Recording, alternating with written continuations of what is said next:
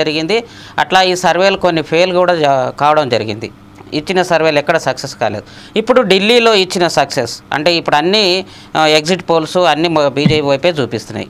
దీన్ని మనం ఎట్లా చూడొచ్చు? కరెక్ట్గా బీజేపీకే రేపు 8వ తారీఖున మెజార్టీ వస్తుంది అనుకోవచ్చా? అంటే ఇప్పుడు ప్యానల్లో ఉన్న పెద్దలకు మీకు వెబ్సైట్ వీక్షకులందరికీ గుడ్ ఈవినింగ్ అండి. ఇప్పుడు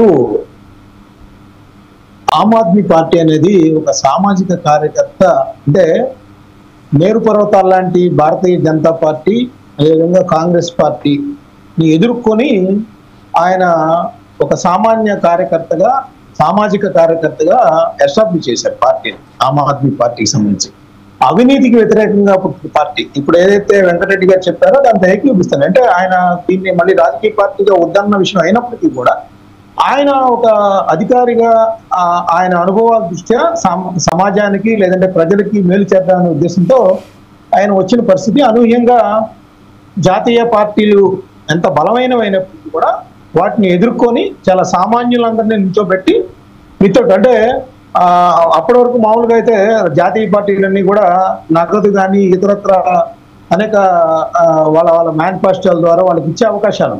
ఇది కొత్తగా వచ్చినప్పటికీ కూడా ఢిల్లీ ప్రజలు వాళ్ళని నమ్మారు. వాళ్ళని నమ్మి ఆ విధంగా వాళ్ళని గెలిపించిన పరిస్థితి ఉంది.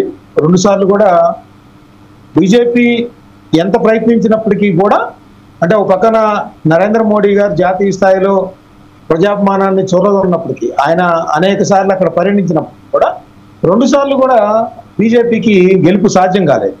అదేవిధంగా అనేక దశాబ్దాల పాటు ఢిల్లీని ప్రభావితం చేసిన కాంగ్రెస్ పార్టీ కూడా ఢిల్లీ ప్రజల్లో నమ్మకం కలిగించలేకపోయింది. కేవలం ఆమ్ ఆద్మీ పార్టీ అక్కడ ఢిల్లీలో గెలవడమే కాదు, ఆమ్ ఆద్మీ పార్టీ అనూహ్యంగా అటు కాంగ్రెస్ పార్టీ బీజేపీకి పక్కలా బల్లెంలా తయారైంది. పంజాబ్ లో ఎవరు ఊహించలేదు ఆ రోజు. ఇప్పుడు మనం చెప్తున్న ఎగ్జిట్ పోల్స్ అన్ని కూడా ఆమ్ ఆద్మీ పార్టీ వస్తుంది అనేది ఎవరు ఊహించలేకపోయిన పరిస్థితి. అక్కడ దాదాపు 92 దగ్గర 92 సీట్లు గెలుచుకొని బీజేపీకి అటు కాంగ్రెస్ పార్టీకి, అధికారంలో కాంగ్రెస్ ఉంది ఆ రోజు, అని షాక్ ఇచ్చిన పరిస్థితి కూడా ఉంది. సో మనము ఆమ్ ఆద్మీ పార్టీని అంత తేలిగ్గా తీసివేయాల్సిన పరిస్థితి లేదు. ఎందుకంటే జాతీయ పార్టీల కంటే కూడా మిన్నగా వాటి మీద నమ్మకం పెంచుకున్నారు. అది ఢిల్లీలోనే కాదు, ఢిల్లీలో వాళ్ళ పరిపాలన చూసిన తర్వాతే పంజాబ్ లో పిలిచారు. అంతేగాని వాళ్ళకి పెద్ద క్యాటర్ కూడా ఏం లేదు. పంజాబ్ లో కూడా మనం చూసినట్టయితే పెద్ద క్యాటర్ కూడా లేదు. ఆ 2 పార్టీలను కూడా ఎదుర్కొంటే ఢీకొని వాళ్ళు ఆ విధంగా పంజాబ్ లో ప్రభుత్వాన్ని కూడా ఏర్పాటు చేసిన పరిస్థితి ఉంది. ఇక అవినీతి విషయానికి వద్దాం. సాధారణంగా ఇక్కడ మద్యం విషయానికి వస్తే, మద్యం విషయంలో ఇప్పుడు అనేక అవినీతి ఆరోపణలు ఎదుర్కొన్నారు. అవి మొదట మంత్రులు, ఆ తర్వాత చివరికి కేజ్రీవాల్ గారే దీనికి సంబంధించి ఇన్వాల్వ్ అయ్యారు డెసిషన్ మేకింగ్ లో అనేది తీసుకొచ్చిన పరిస్థితి. అనేక పరిణామాలు చోటు చేసుకున్నాయి. ఆ తర్వాత ఢిల్లీ ఇప్పుడు ఎలక్షన్స్ ముందు కూడా ఆమ్ ఆద్మీ పార్టీని నిర్వీర్యం చేయడానికి అనేక విధాలు కేజ్రీవాల్ గారు రాజీనామా చేసే పరిస్థితి, అతీషి గారు వచ్చి సీఎం గా వచ్చిన పరిస్థితి, ఇవన్నీ కూడా చూసాం. ఇవన్నీ కూడా ఆ పార్టీని బలహీనపరచలేకపోయినాయని నేను చెప్తాను. ఎందుకంటే బీజేపీకి ధీటుగా ఎదుర్కొంటూ ఎన్ని ఆరోపణలు ఇంత బలహీనపడ్డప్పటికీ కూడా దాదాపు ఎలక్షన్స్ ముందు అనేక పదుల సంఖ్యలో వెళ్ళిపోయారు అక్కడి నుంచి. ఢిల్లీలో 70 స్థానాలు ఉంటే దాదాపు 20-30 మంది దాకా ఆ పార్టీలోని ఎమ్మెల్యేలు కానీ, సీట్లు ఇవ్వలేదని కానీ, సీట్లు ఇచ్చారని కానీ, అవినీతి ఆరోపణలుగా ఈ పార్టీ ఉండదో లేదో అనేది కానీ, అటు జాతీయ పార్టీ అధికారంలో ఉండగా ఆ పార్టీలో ఉంటే బాగుంటుందని అనేక ప్రలోభాలు అనొచ్చు, లేకపోతే ప్రభావితం చేసి ఉండొచ్చు ఏదైనా. అయితే ఇప్పటికీ కూడా ఆమ్ ఆద్మీ పార్టీనే అక్కడ బీజేపీకి సరైన ప్రత్యామ్నాయంగా ఉంది. నాకు తెలిసి ఇప్పటి వరకు 10 సర్వే సంస్థలు ఇచ్చాయి. 10 సర్వే సంస్థల్లో మ్యాట్రిజ్ అనేది ఒకటిను, అదేవిధంగా విప్రిసైడ్ అనే 2 మాత్రమే ఆమ్ ఆద్మీ పార్టీ వస్తాయని ఇచ్చాయి. మిగతా 8 సంస్థలు కూడా బీజేపీకి అధికారం కట్టబెట్టే విధంగా ఉన్న ఈ పరిస్థితులు అనేది కూడా 57% నమోదైంది. పోలింగ్ కూడా 57% నమోదైంది. ఆ పోలింగ్ తక్కువ నమోదవటం కూడా కొంత పార్టీలకి డోలామైన పరిస్థితి కూడా, ఇదే వచ్చిందన్నది కూడా చెప్పలేని పరిస్థితి. చెప్పండి సార్. ఇది ఇప్పుడు కాంగ్రెస్ ఆమ్ ఆద్మీ పార్టీకి సంబంధించిన 2 పార్టీలు కలిసి పోటీ చేసింటే ఈరోజు బీజేపీకి ధీటుగా ఎదుర్కొనే అవకాశం ఉందనుకోవచ్చా? ఖచ్చితంగా ఉంటుంది. కానీ కాంగ్రెస్ పార్టీ లీడ్ రోల్ కోరుకుంటుంది. ఇప్పుడు మీరు హర్యానా కూడా అదే జరిగింది కదా. మనకి ఢిల్లీ బోర్డర్ ప్రాంతాలు హర్యానాలో ఏవైతే ఉన్నాయో అక్కడ ఆ రెండు పార్టీలకు వచ్చిన ఓట్లు బీజేపీ కంటే ఎక్కువ ఉన్నాయి. ఆ విషయం ఆ తర్వాత పోస్ట్ మార్టం చేసుకున్నారు వాళ్ళు. హర్యానా ఎలక్షన్స్ అనంతరం కూడా పోస్ట్ మార్టం చేసుకున్నారు. ఇక్కడ పంజాబ్ బోర్డర్, ఢిల్లీ బోర్డర్ లో ఉన్న ప్రాంతాల్లో ఈ రెండు కలిసి వస్తే కనుక ఖచ్చితంగా హర్యానాలో బీజేపీ ప్రభుత్వం ఏర్పడి ఉండేది కాదు మామూలుగా అయితే. అయితే ఇక్కడ కాంగ్రెస్ పార్టీ ఏంటంటే పెద్దన్న పాత్ర పోషించాలనుకున్నది, కానీ కాంగ్రెస్ పార్టీకి కాలం చెల్లిపోయింది ప్రస్తుతం.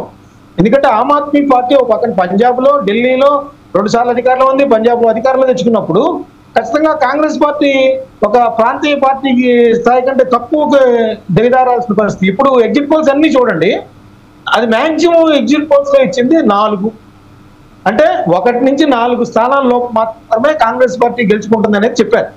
ఇప్పుడు మనం ఇక్కడ ఇంకోటి కూడా చెప్తానండి నేను, ఉచితాలు. అసలు భారతీయ జనతా పార్టీ ఇక్కడ ఆంధ్రప్రదేశ్లో పోలుస్తాను నేను, ఎందుకంటే ఆంధ్రప్రదేశ్లో సూపర్ 6 హామీలు సంబంధించి మేనిఫెస్టో రిలీజ్ కార్యక్రమంలో బీజేపీ ప్రతినిధులు వచ్చి అక్కడ అది పట్టుకోమన్నా కూడా ఆ మేనిఫెస్టోని పట్టుకోవాలి. ఆ ఫ్రీబీస్ అన్ని మేము అమలు చేయడానికి మేము కూడా హామీ ఇవ్వాల్సి వచ్చిద్దామనండి. కానీ వేరేస్ మీకు ఢిల్లీలో ఎన్ని హామీలు ఇచ్చారంటే మీరు గమనిస్తే అది ఆశ్చర్యంగా ఉంటుంది నిజానికి. అసలు 500 రూపాయలకే సిలిండర్ అని కూడా ఇచ్చిన పరిస్థితి కూడా ఉంది బీజేపీ. మరోపక్క మహిళలకి సంబంధించి, అదేవిధంగా పెన్షనర్లకు సంబంధించి అనేక ఫ్రీబీస్, అంటే జాతీయ స్థాయిలో వేరే రాష్ట్రాల్లో బీజేపీ పోటీ చేసిన రాష్ట్రాల్లో ఎక్కడ ఇవన్నీ ఫ్రీబీస్ అన్ని కూడా మనకి ఇక్కడ కనిపిస్తున్న పరిస్థితి కూడా ఉంది. బీజేపీ నడ్డా గారు సంకల్ప పత్రాన్ని రిలీజ్ చేశారు.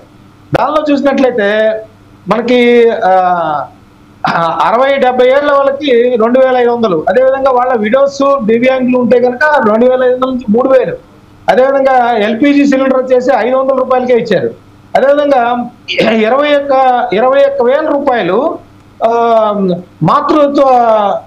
మాతృత్వం ఉన్న వాళ్ళకి 21,000, వాళ్ళకి అనేక రకాల కిట్స్, ఇట్లా ఫ్రీబీస్ అన్ని కూడా లెక్కలేని విధంగా, అంటే వేరే రాష్ట్రాల్లో ఇవ్వని విధంగా ఆమ్ ఆద్మీ పార్టీని దెబ్బతీయడానికి ఎన్ని ఫ్రీబీస్ ఇవ్వాలో, జనరల్గా ఫ్రీబీస్ కి వ్యతిరేకం అంటారు భారతీయ జనతా పార్టీ.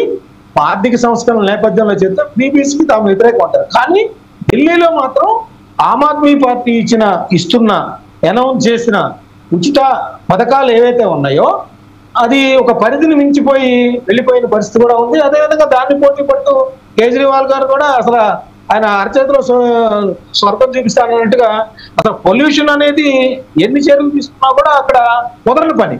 అలాంటిది పొల్యూషన్ ఫ్రీ ఢిల్లీ చేస్తాననేంత దాకా కూడా ఆయన హామీలు వెళ్ళిపోయిన పరిస్థితి. మస్తాన్ గారు మన వెంకటరెడ్డి గారిని ఒక క్వశ్చన్ అడుగుదాము. తను వెళ్ళిపోతా అంటున్నాడు. సార్, ఇప్పుడు బీజేపీ పార్టీ ఉచితాలను వ్యతిరేకించింది. చాలా మీ మంత్రులు కానీ కేంద్ర మినిస్టర్లు కానీ ఉచితాలు ఎవరు అడుగుతున్నారు, ఉచితాలు అధికారం కోసమే ఉచితాలు ఇస్తున్నారు అనేది మాట్లాడడం చాలా చర్చ కూడా జరిగింది.